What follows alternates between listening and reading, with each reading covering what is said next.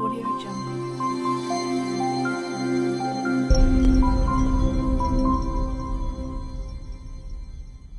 Today, I want to explain why we need sinus lift.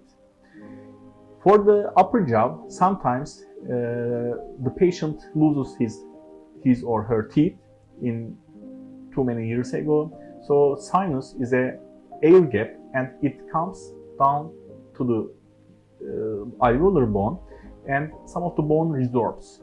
So if we don't have enough place for implant placement, we have to do internal lift or open lift to support bone around the implant. So we want to form new bone around the implant. For the sinus lift, for the internal one, if we have about 3 or 4 millimeters, we can do internal sinus lift with the same time with the implant placement. So this will give us 4 months less to put the crown on the implant. In internal lift, we push the sinus membrane above and place the implant, and around the implant there will be new bone formation, and 3 months later we can do patient's crown. For the open lift, if it is less than 3 millimeters, the height of the bone from the alveolar crest and the sinus membrane, if it is less than 3 millimeters, we can choose open lift. It's called lateral sinus lift.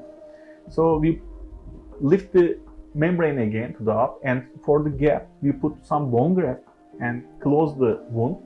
We wait for 4 months for new bone formation, and then we place the implant 4 months later.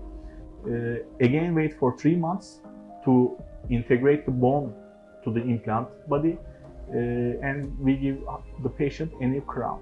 So as you listened, it is 3 months or 7 months, okay? For the internal lift, it takes about 3-4 minutes to perform the treatment. For the open sinus lift, it is about 15 to 30 minutes for one side. The operation is under local anesthesia, as we, for example, do the anesthesia to remove your teeth or to make a filling to your teeth, the same anesthesia, so the patient doesn't feel any pain. And the recovery time is, as I mentioned, 4 months for open lift and 3 months for internal lift. Audio Jungle.